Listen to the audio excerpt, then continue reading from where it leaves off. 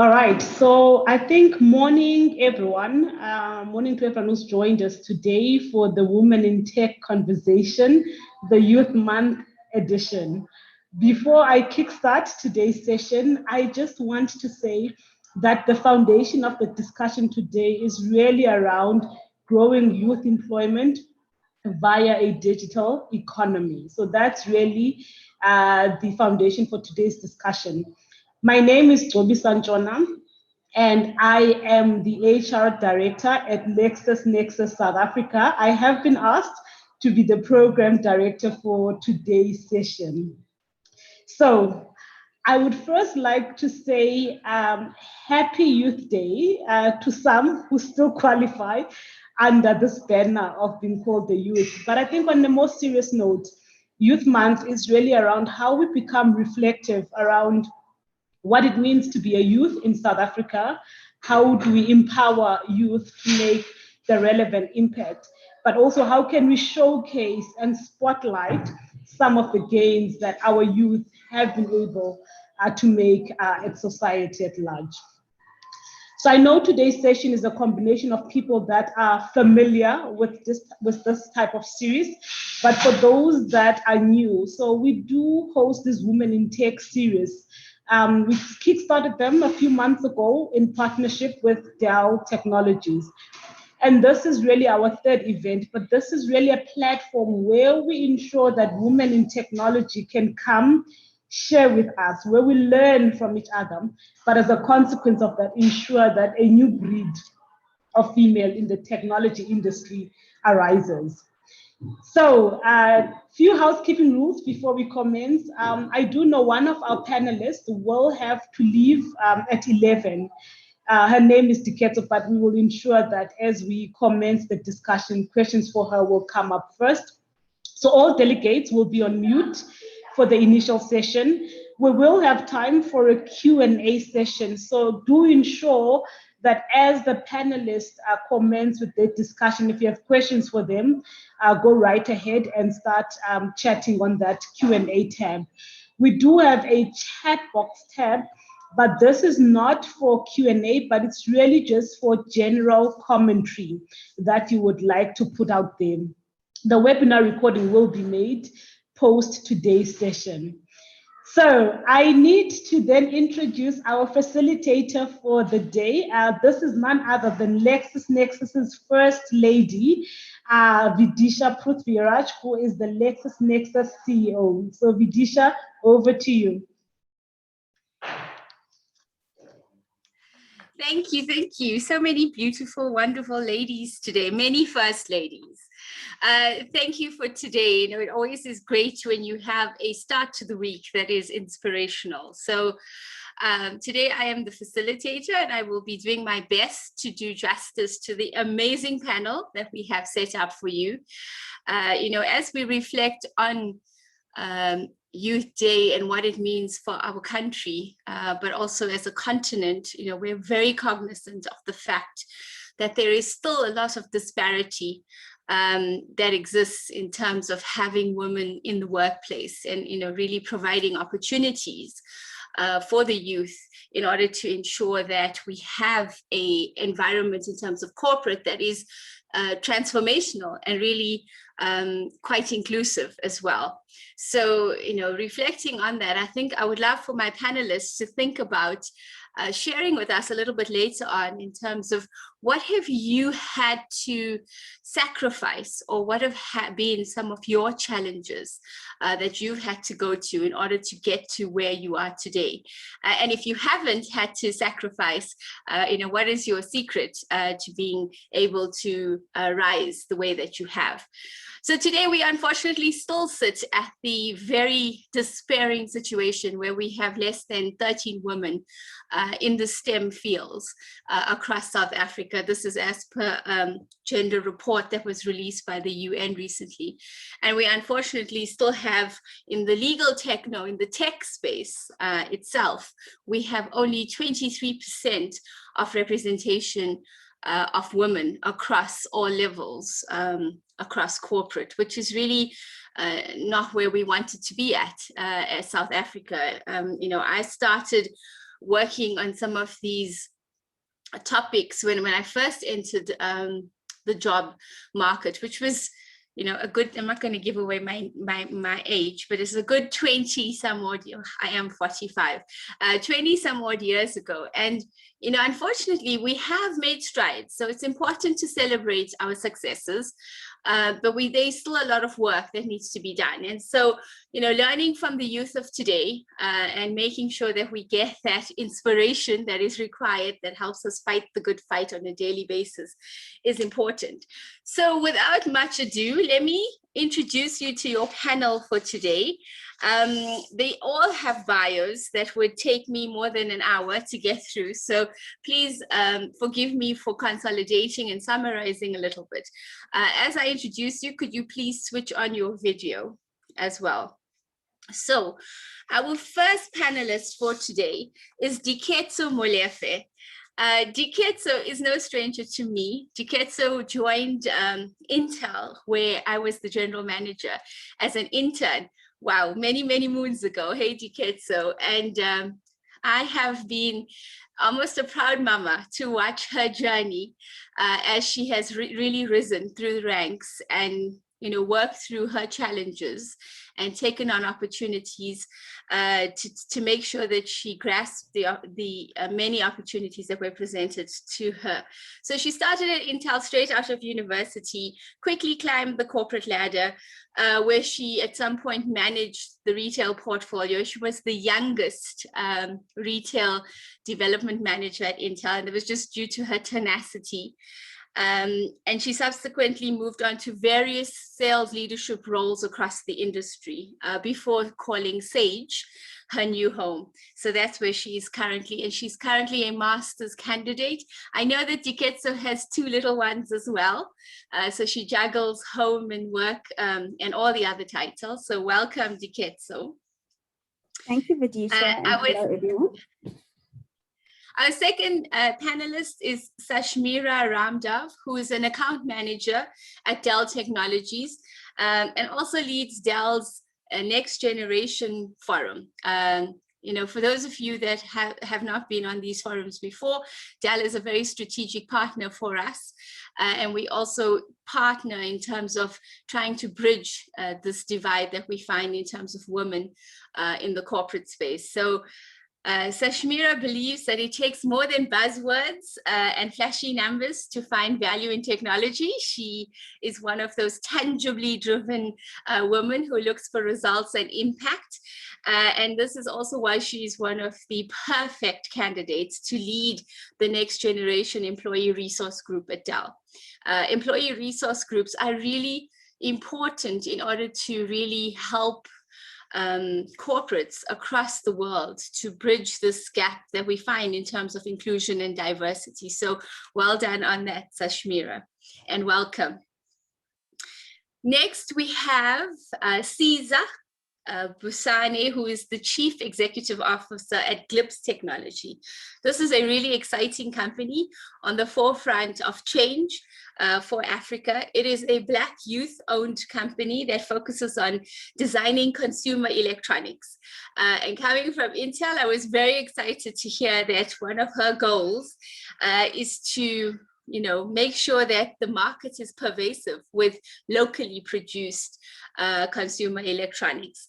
She is a winner of the Inspiring 50 in the 2020 Women in STEM Award, which benchmarks and acknowledges inspirational women in STEM. And like I said before, we have a challenge with having role models coming out of the STEM arena. So she's doing some great work there for us and really paving the path for others to follow.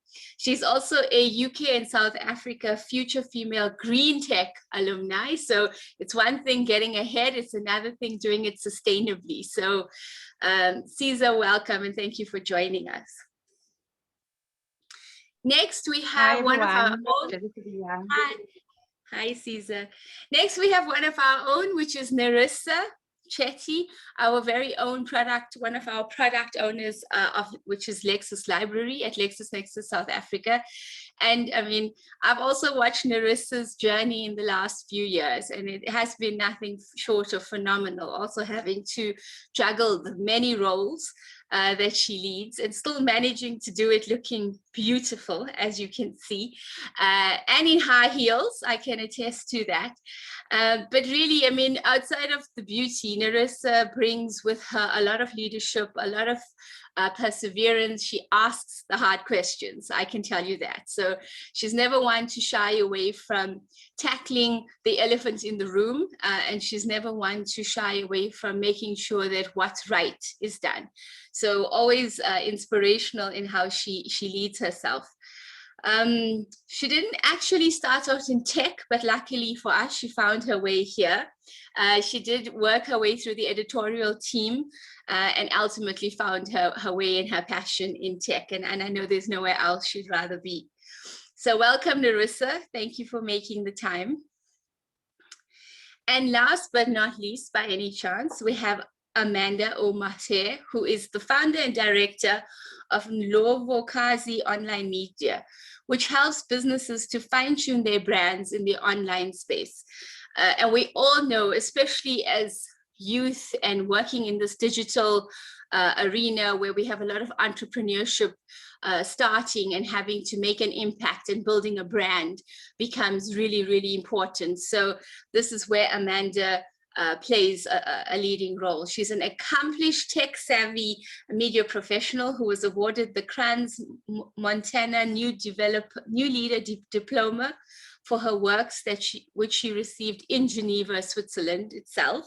She also received a nomination for the Science and Technology category at the Gcobisa FM Sharer Awards 2018. So yet another trailblazer, you know, rising, pushing those standards, breaking those glass ceilings, taking our places where before there was no place. So making a seat at the table. So welcome to an amazing panel. Just listening to what you guys have achieved gives me goosebumps.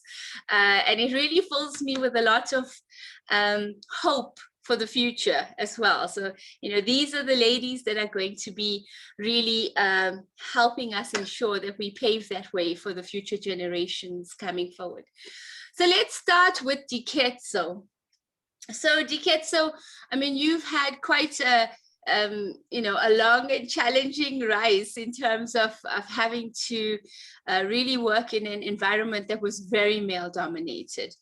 And you've managed to be quite successful on your own, not just as a woman, but as Diketso, who is a business leader and who proves herself through results.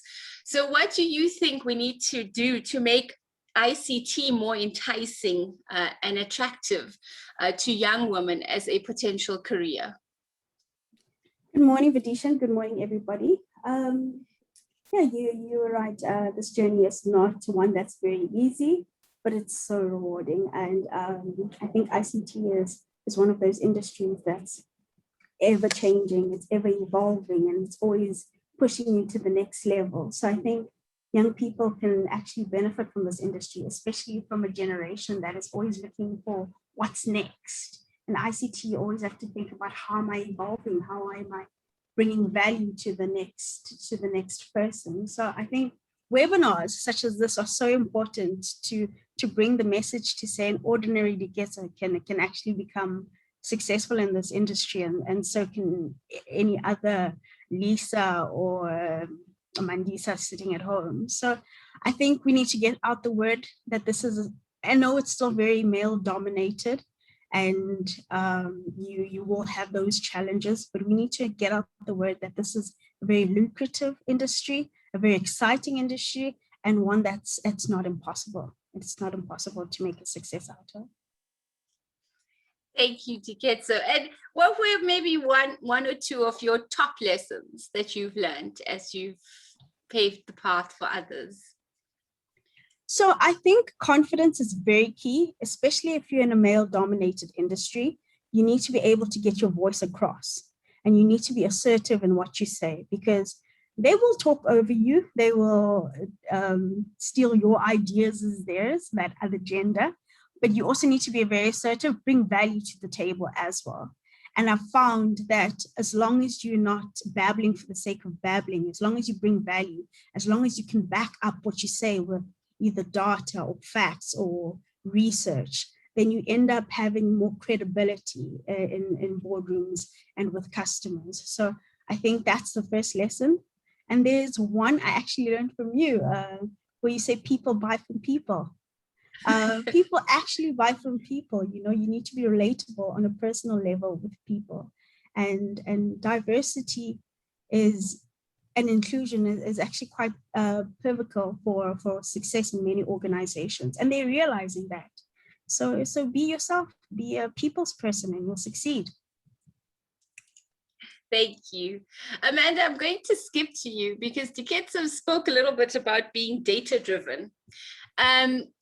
And I think when it comes to brand and brand equity, this is something that a lot of entrepreneurs find difficulty with in terms of how do you drive a brand by being data-driven? And is that actually a reality? Could you share some of your thoughts with us on that in terms of how can the youth of today build their brands from a corporate perspective, but also if you could touch a little bit from a personal branding perspective as well? Thank you, Videsha, for that question. It's an interesting one. We're currently working with Etika Municipality, and we're trying to get public officials to understand the importance of data-driven storytelling, right?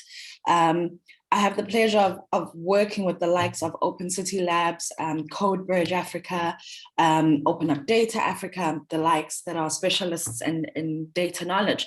Now, the importance about using data to position yourself in the marketing sphere or in any career sphere is to understand the gaps that exist. So for example, one of the stories we're working on is to say something as simple as maintaining the beachfront. What's the data around that? How many people are utilizing that? How many people are employed by that? Because that's important, right? And synchronizing that story to then tell a beautiful story. We have the longest promenade in the Southern Hemisphere within South Africa. What is the story behind that? What's the impact? What's the future impact? What's the economics of that? How many people will get to use this? What does this mean to the rest of the world? And it's taking all of that data and then positioning it. What we then teach young women that we work with as Ndlovukazi is to say, there's an industry you're going into. What does it currently look like? Does it look like you? Does it sound like you? How many women are there? If you're working for this company, how many women are in the critical roles? And if they're in critical roles, how quickly did it take for them to get to those roles? How long were they? This is to manage your own personal expectation. You know, a lot of the times we deal with young women that walk into the industry and go, oh, I should be a manager. And you're going, no, hold on. You need about 5 years in to understand how a company really functions. And then when you understand this, you start planning towards the trajectory. But you can only start planning the trajectory when you can see other young women in that space. And the same with positioning yourself in terms of corporate career planning. I look to international markets, and that's primarily because, you know, some of our industry is stronger abroad in terms of actually doing equality. And this comes with just working with the likes of various companies in Silicon Valley is to say, is the decision about having women in senior critical roles a decision about diversity and inclusion purely on paper, or does that woman have the power to actually run that office fully and effectively? One of the debates I had with my clients is to say, your top line executive is all male. Where are the women? You're designing solutions that are going to be used by women. How come there's no woman in your leadership? And the notion is that we want to put women in, but we don't want to have this discussion about whether she is pretty enough or capable enough. We need somebody to lead that automatically. And so what we even shared with one of my clients is to say, let's look at what's going on right now. What's the data? What is it showing? And let's do a persona to say, in 5 years' time, what is going to happen? Are we going to see women coming and leading within Silicon Valley, and in particular, emerging technologies in the AI space? Because the AI space will become very critical for women in terms of profiling and identifying and racial profiling and all these elements that come about as a result of not having inclusivity in the development of the tech solutions. So for any corporate woman that wants to pursue, there's so many facets to tech. Videsha, you would know. There's the soft side, there's the hardcore side, there's the sales side as Diketso. I'm a former Sage employee as well. And there's so many ways that you can play into the space, but you've got to know the story and you've got to be able to foretell your journey along that story. And it's important to understand how you back yourself up. One of the things I always say is, as Ndlovukazi, we've put 40 young women into employment. And that's what we've delivered on. We've impacted on 3,000 young people across the province of KZN in maths and science and tech. And that's not because of massive budgets. And if I had to tell you how much I get from this, it's not a lot. But the truth of the matter is, pipelining young women into the sector requires that we understand what the needs are for the businesses we work with. And I think, thank you for that. Very, very inspirational. Like you say, putting so many women through a process where they are employable is quite an enviable result for any company. But doing it on a low cost budget, means having to be quite resourceful. But it also speaks to the passion, because I always say, if you're passionate, then you find a way. You can always come up with excuses. So how have you found, or what are some of the best known methods that you could speak to about that would help us tangibly equip young women for these STEAM sectors to get into tech, to get into STEM, etc.? So what are some of the tips and tricks for other entrepreneurs on this call, or people who work within a budget, to still be able to have impact and help young women? Forums such as these are beautiful to have, but let's ensure that these forums have both your senior, so such as yourself, Videsha, your middleweight, and your junior executive. There needs to be a pipeline that exists of upskilling and skill transfer, so that we move out of the rut of first Black woman or first woman to lead. The firsts are great, but they become redundant, and they now have these bad connotations attached to them, the PhD syndrome and all these other popular social terms. So in these forums, let's pipeline junior executives and peer mentorship. Mentorship is it's a powerful tool. Mentorship and sponsorship within corporates can change a person's career trajectory immensely. But also, let's not limit it only to women. There's beauty in learning from our counterparts, the other gender, as we call them, because there's much to learn about how they operate and how they play the game, for lack of a better term, right? But outside of that, any corporate we encourage to look at their CSI programs and re-strategize to ensure that, one, how do you effectively implement the BEE legislation while still in tandem with having social impact? What we do is quite simple. We impact at high school, university, and industry. Our university girls are the ones that train the coding and the robotics and the computational thinking to the high school girls. The industry mentors our university girls. And that pipeline continues as a circle to say, if you're in high school and you want to pursue a career in STEAM, you will see a woman who looks exactly like you, who sounds like you, who comes from the same background as you.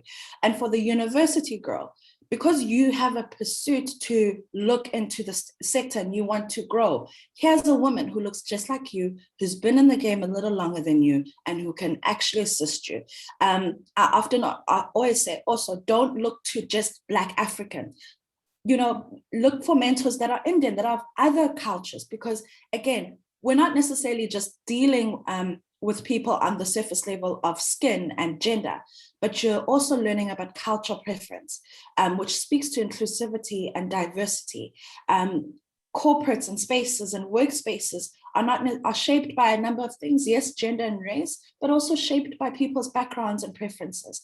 And this can often inform how you maneuver and how you understand people. The biggest skill that I feel sometimes we short for as a country is human skill. Humanities is very important. And now we see it more than ever. That's why it shifted from STEM to iSTEAM. which is now the inclusion of innovation and arts, because design informs how we behave. You will not use a banking app if it does not look the way it needs to look for you to utilize. And the same, now let's have women design for our needs, and let's have them run on par with our male counterparts. Yeah, I mean, many nuggets in that. And I always say you have to be able to see yourself reflected in someone to have rapport. And you're right, that's not just about race or gender, that's about your cultural background as well as your challenges that you've been through in life and the baggage that we all carry as women. You know, when you see somebody who's got your stuff and still has managed to been there and done that, then it's a little bit more inspiring to be able to see, you know, if she could do it, I can do it. So that's important. And I love the inclusion of art, because, you know, we're finding as a company that produces solutions, you have to have a UX that is appealing and it has to be inclusive. So that's something Nerissa is probably best suited to talk about, because you know, we have many conversations about her UX for her product. So Nerissa, maybe a good segue in terms of you giving us some context in terms of what are some of the challenges that you find in the UX field, and then also maybe talk to us a little bit. I mean, you've been at LexisNexis many years, and like I said, you didn't start out in tech. So, you know, I think it's a nice story for people who don't start out in tech, but to see that there is an opportunity to get into tech. So maybe a little bit about why tech, and yeah, what are some of the challenges you had on this journey to switch paths? Great, thanks Videsha, and hello to all the wonderful panelists today and to everyone who's joined. Thank you for taking the time for joining us on this webinar today. So for those of you who are not super familiar, LexisNexis started off as a legal publishing firm. You know, a lot of you would have used a lot of our textbooks that we are very acclaimed for during your studies. But over the past couple of years, we've really become, you know, a leader in the legal tech industry. And really taking our solutions to that next level. Lexis Library, I have 2 little girls at home, but Lexis Library is my 3rd baby. Everybody knows that. But what we do at Lexis Library is obviously we take that premium content and merge it with cutting edge technology and features and functionality to deliver that competitive edge to our users. And, you know, we're also moving towards becoming a decision-making tool. And that's where the AI and the analytics and the competitive intelligence comes in. So just a little bit of background. And yeah, so I think, let me start off with my journey. And the reason why I mention, you know, the content and the tech world is I actually originate from the tech world. Sorry, from the content world, as Videsha mentioned. And I'm really glad that Amanda brought up humanities, because that's the you know, where I'm from. I actually have a BA. I majored in English and media and communications, and also isiZulu, which I lectured for a bit before coming to LexisNexis. So yeah, it's been a journey and a half. I was a ripe old age of 21 when I entered LexisNexis's doors. I'm a lot older than that now, but thankfully still falling within the youthful group. I just made it. So yeah, I started off in the content world as an editor, and for around 7 or 8 years became somewhat of a subject matter expert in that particular field. And I really enjoyed that role, but I always knew that there was something else for Nerissa. There was something else. I didn't know though what it would be. And I think that also stems, you know, from our journey as women, growing up being somebody that was outspoken, that was bubbly, outgoing. You kind of automatically place yourself in a box. Okay, because of my personality and because I like interacting with people, I should do a media and communications degree. You know, that's where I should go. That's where my skills and my passion would lie. And I think during my journey at LexisNexis, I never ever shied away from an opportunity to do something different. So any special project that came around, you know, be it a CSI initiative, a team building, a fundraiser, to rolling out new processes and workflows, Nerissa was always there. My hand was always up, and you know, it was hardly ever something that was within my comfort zone or within my job description. It often lay even outside of working hours, but I always, you know, wanted to try something new. And that's really where, you know, my communications and my interaction with people started to play an integral role. And then, you know, I moved into an official project management, project coordinator space, and started to really expose myself to the rest of the business and other departments. And when a project manager role became open in the software development department, I was able to secure that role. And that's really where I started to spread my wings, once again, grabbing new opportunities, extending myself outside of my job description. And I actually became a Scrum Master due to that. And that's where my love and appreciation for agile methodology, for the software development lifecycle really started to come in. And I realized that, you know, my communication skills and my love for interacting with people really started to play an integral role within that software development team. And because of my content background, my communication skills, and my growing knowledge and skills in the technology industry, I was able to bridge that gap, you know, between the content world, the business world, and most importantly, our customers' needs and requirements, and translate that into the software development world. So that's really, you know, my journey. You know, I think, you know, the challenges that I faced, and it could also be, you know, because I'm a woman, you know, it has taken me a long time and a lot of years and lots of special projects. And I think, but that is owing to anyone who has, you know, walked this journey from and changing careers. It does not happen overnight. Consistency is key. Hard work is non-negotiable. It takes a lot of hard work. And yeah, I think that's where I landed myself. I must say, I have been very lucky that within LexisNexis, I've always had mentors, a lot of them males, to be honest, that I could always go to for help. And, you know, LexisNexis as a company really walked a journey as well, a transformation journey, where it was a printing house and we moved into a digital tech space. And I was lucky enough that the company and the structure and the leadership moves with that pace and those changes, and, you know, puts the structure in place to assist. You know, Lexis Library, I am, you know, the first, you know, official product owner for Lexis Library. So we're also still forging our path. I work with a really great product team, and we're still building, you know, the methodologies that suit Lexis Library and our customers, most importantly. And, you know, challenges in UX, as we mentioned, we have a range of users coming through to Lexis Library for different reasons, and we have to try and meet all of those needs. Yeah, so that's me. That's my UX and my journey. I see you. We can feel the passion. We can feel the passion. Sizah, maybe I can ask you a little question here. So Nerissa spoke about, you know, some of the challenges that not just women, but sometimes, you know, we have challenges that are quite specific to the gender. But in terms of what you've seen, you know, in terms of getting to the nitty-gritty of today's topic around creating employment, you know, in this digital economy. And obviously this is a space that, you know, you're forging ahead because you're creating opportunities. And we all know that the OEM industry is not traditionally, you know, very friendly to women. So maybe share with us some of your recipes for success in terms of how you have managed to get to where you are in a very male-dominated area.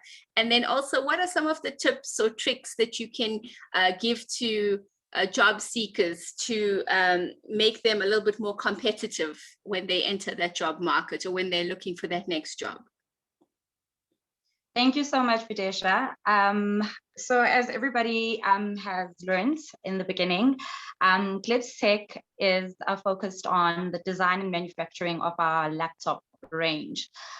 So I do not come from an IT background. I actually come from a more HR background. So I've got good 10 years experience as a talent acquisition officer. So one would say, hey, this person strictly comes from HR, solely recruitment. That is not the case. So talent acquisition is quite different from recruitment. A recruiter simply just focuses on filling the position, and a talent acquisition officer or specialist actually takes into consideration a number of elements, such as finding the right candidate for the hiring line manager and understanding the company's culture. So as a talent acquisition over the 10 years, I've had to obviously recruit for different roles and understand different business departments that I had no knowledge of. So I think with that skill and that knack of always researching and always wanting to learn more, and also seeing the problems and elements that are faced with the skills shortage for our companies, where we find that we've got more employed professionals versus the jobs that are available in the economy. I really wanted to branch out and embark on an entrepreneurial journey that will actually have an impact on what our economy is currently facing. So I did see and did my research in terms of which sectors would be ideal for one to jump into, if I could put it like that. And ICT kept on coming up. And that is definitely where I then started aligning myself in terms of networking within the number of entrepreneurs that I knew in my region here in KZN in Pietermaritzburg. In that journey, I must say, I resigned in 2018 from 10 years with the company, and COVID hit. COVID hits, the global pandemic hits, and I didn't have time to sit down and actually say, okay, now I'm really embarking on this journey to tiptoe around it. I had to hit the ground running. So one of the things that I really sat down and did an introspection on was, what skill set do I have that I can offer whilst I'm still working on really bringing our brand to life with my team. So I was able to consult and under a portfolio for new business development and immerse myself in an e-learning project for a company here in KZN, whilst focusing on the vision to actually work on our company. What I learned from this experience is that as an entrepreneur or as the youth or as a female, we need to be able to adapt to change. That is definitely one of the things that we need to take note of. And also identify your strengths and weaknesses as an individual, be it you're an entrepreneur, a business person, or be it you are a job seeker. So what I did was I did a personality test. So you can actually Google those personality assessment tests online. So you can see what your strengths and weaknesses are. And then also immerse yourself and start finding out more about any webinars, such as these platforms, or any free trainings that companies offer. I saw Amanda from Ndlovukazi mentioning that they also do a lot of upskilling and training. So those are other platforms that the youth can also tap into and really try to research such companies. I also aligned myself with an institution. It's called On the Ball College. They focus on women in ICT training. So I do come from an HR background. But I really wanted to get really skilled more towards the ICC space, so I can be able to have that seat at the table, not because of the tokenism elements, because I'm a woman, but because I can add value.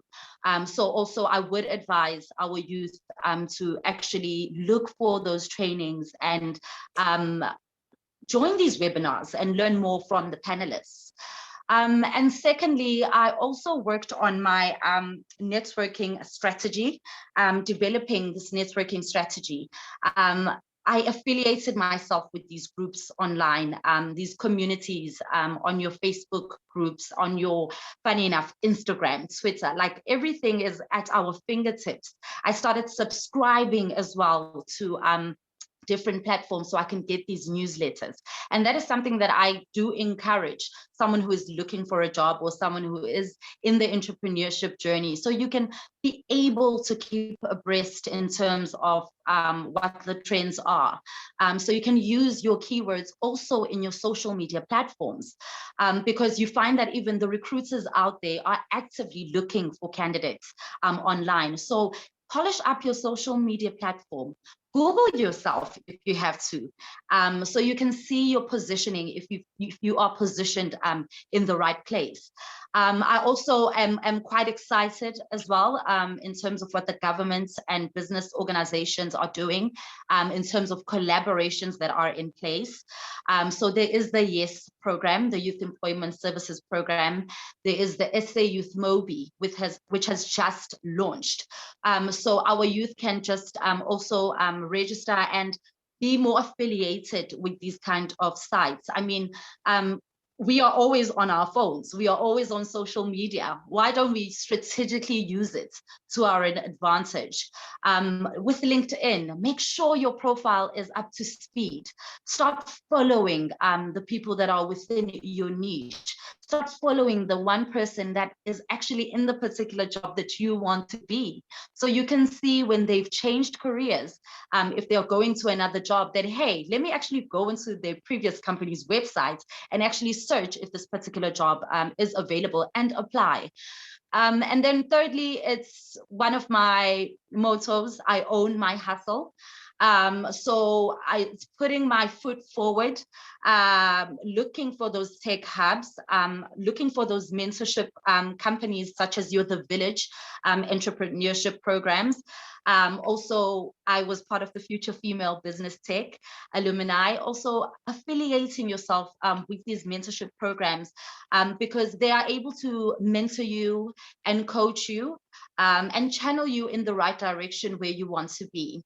And for job seekers, in terms of owning their own hustle, you mustn't just look at your career as one-dimensional.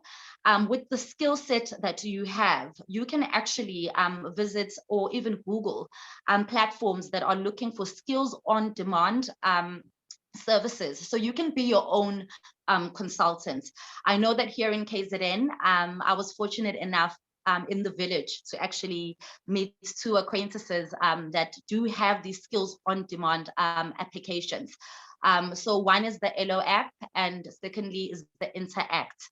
So you can actually put yourself forward whilst you're still waiting for that job offer or that call for an interview, so that you can be able to have that more income in your space and maybe fuel your dream in order to become better.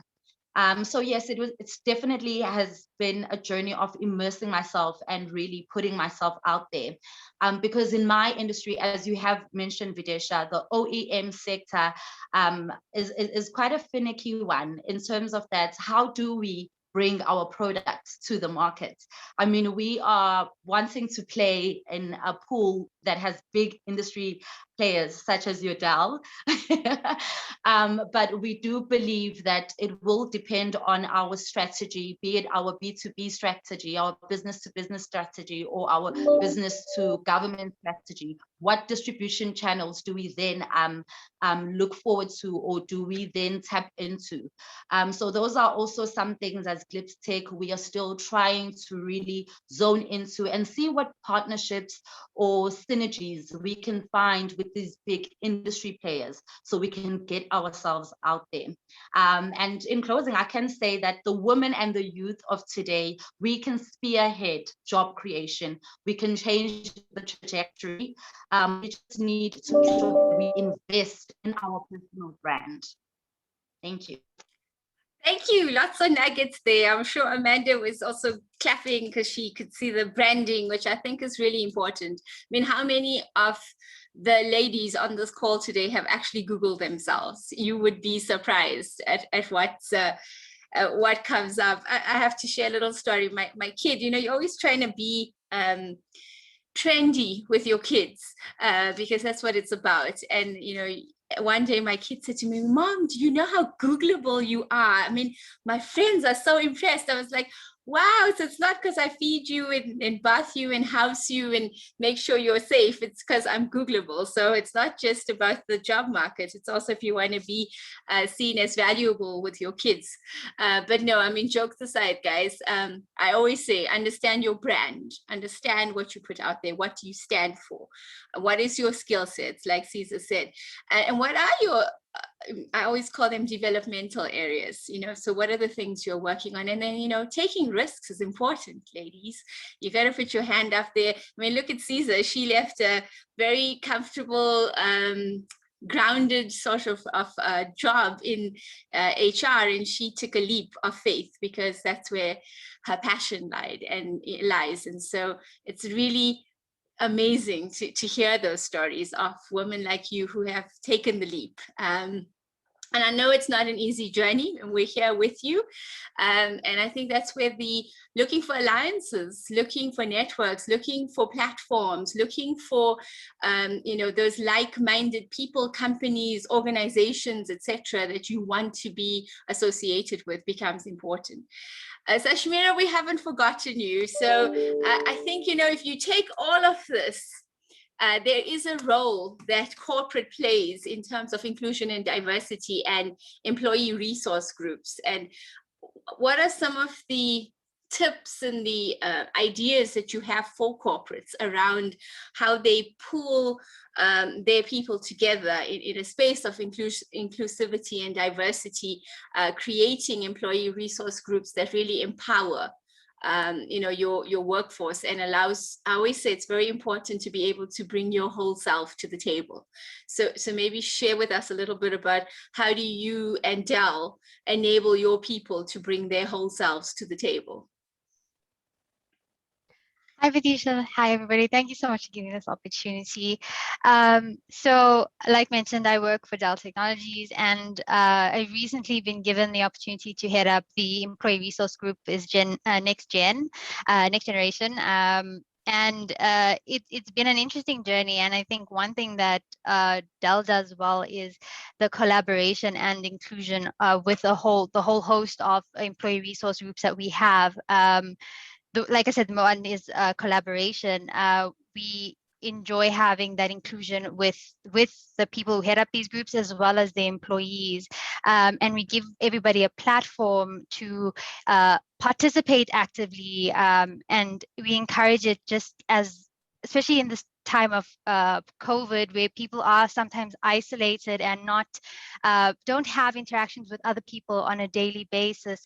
The importance of interacting with these certain events that we have going on, whether it's a collection for a charity drive that we're doing.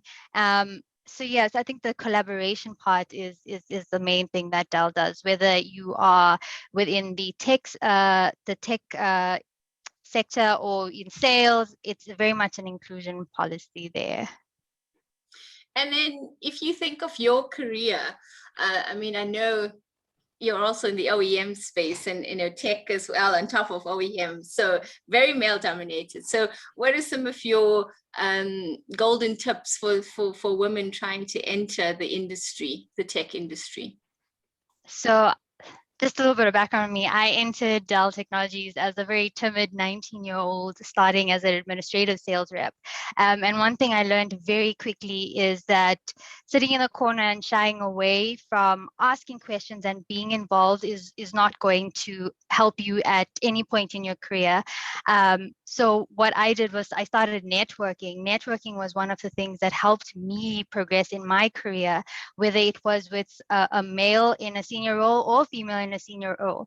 And what I've learned through that is everybody has something to offer, and you're never too old or you're never too young to learn something from these people.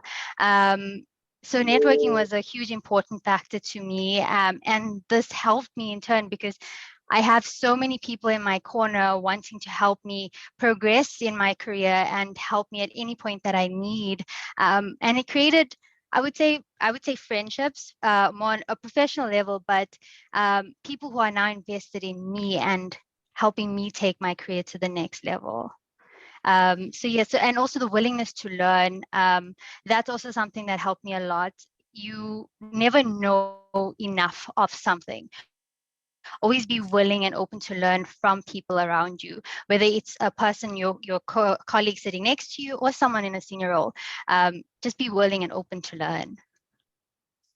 Thank you. That's really important. Hey, I mean, sometimes we don't want to put ourselves out there because you feel a little bit vulnerable. It's like, oh, they're going to think I don't know something. But I think it's an amazing characteristic when you can say, I don't know, teach me.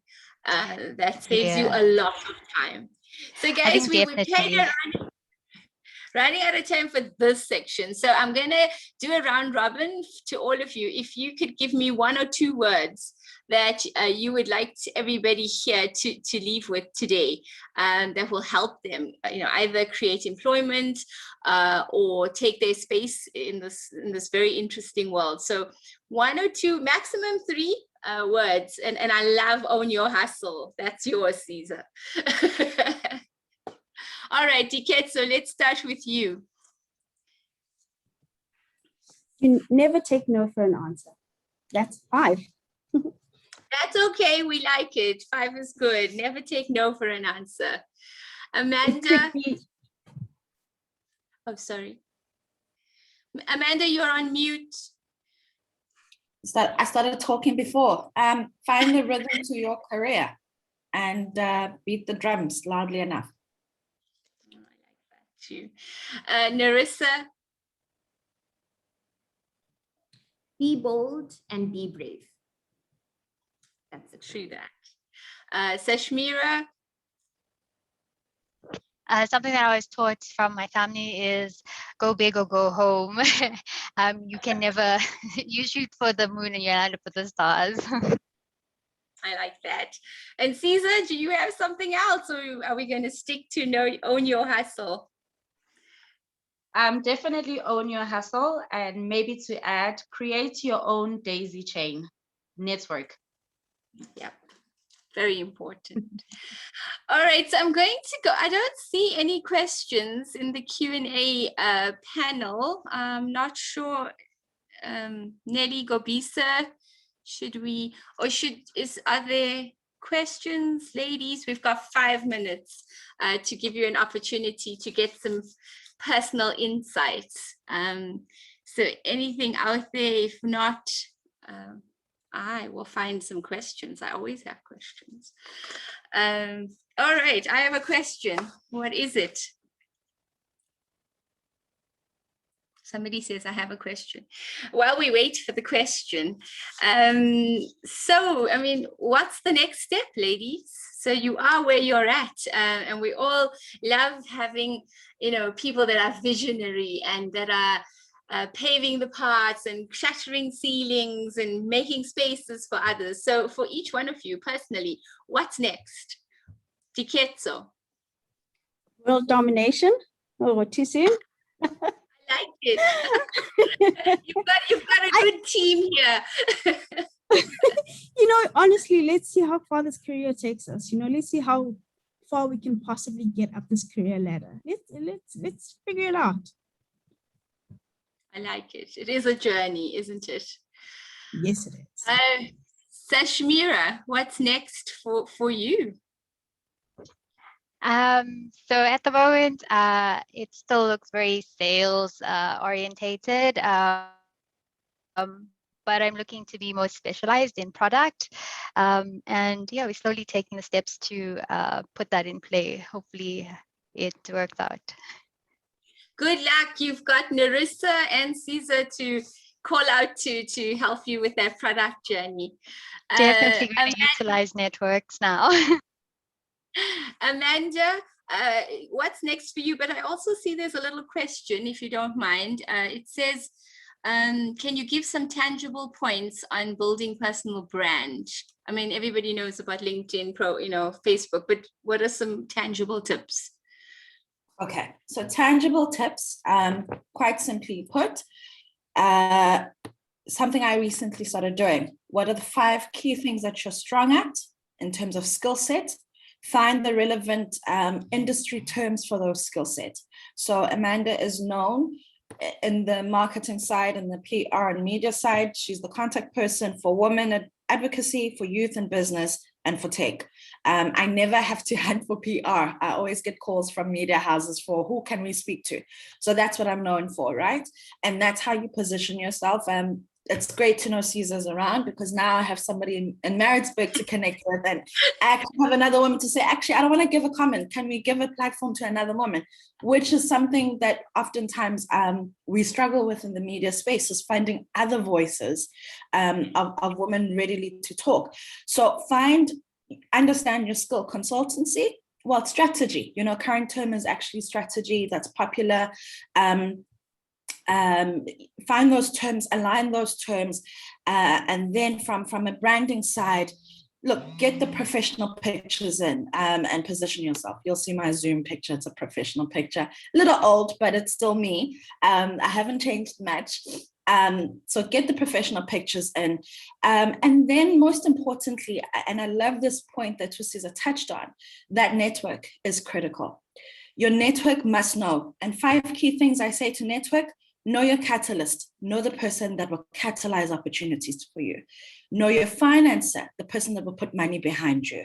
Know your advisor, the person that will listen and be a sounding board to advise you, right? And then know your instigator. So your catalyst is very different. Your instigator is normally the person that's just like, oh, let's do this, let's do that, when you're stuck in a rut. And then lastly, know your, now I lost the term. But there are 5, your advocate. Yes, advocate, that's the word. Your advocate. Now, this is the person that will speak for you in the rooms that you can't reach, right? 5 key people. They're not the same person. Never is the same person. So build those 5 key individuals within your network, and then broaden your network. Have your industry network, what you align to. Have your personal professional growth network, right? So I'm excited because now I have HR professionals to talk to from LexisNexis in terms of also positioning my own career. And then have the industry that you have a passion for, kind of network, and broaden. So don't limit yourself only to what you do 9 to 5, but broaden it. Personally, I am hoping to pursue my master's next year, abroad, that is. Hopefully by then COVID would be over.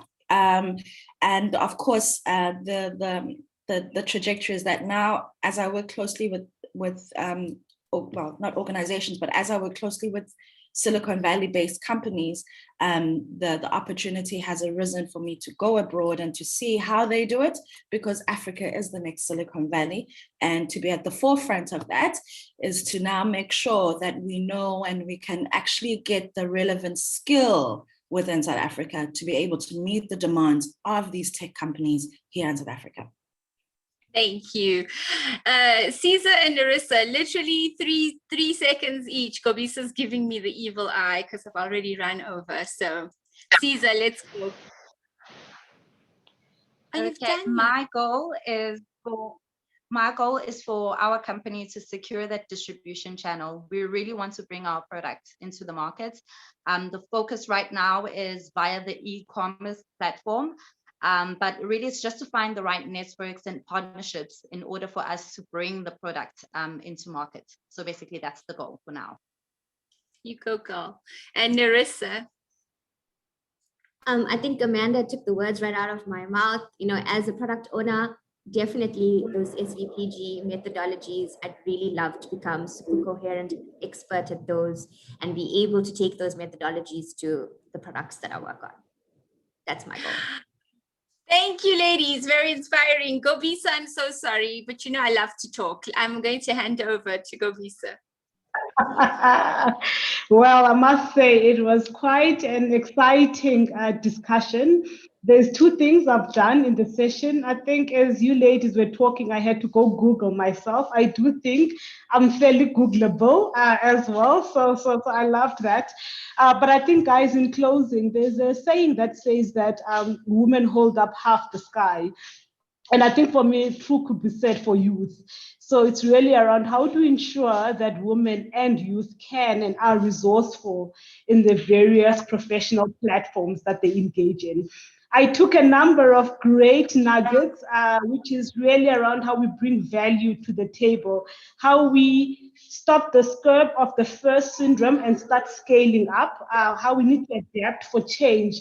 I mean, those are some of the nuggets I love. But I think in closing, I think as females out there and as the youth of South Africa, let's really tackle making the relevant impacts in our corners of the world. So thank you to all our panelists and speakers, and I think thanks to the participants and the delegates that joined today's session. We will have the recording available in the next few weeks or days. But for now, I will bring this series session to a close. Thanks, everyone, and have a great day. Bye, everyone. Thank you. Thank you, ladies. You are amazing.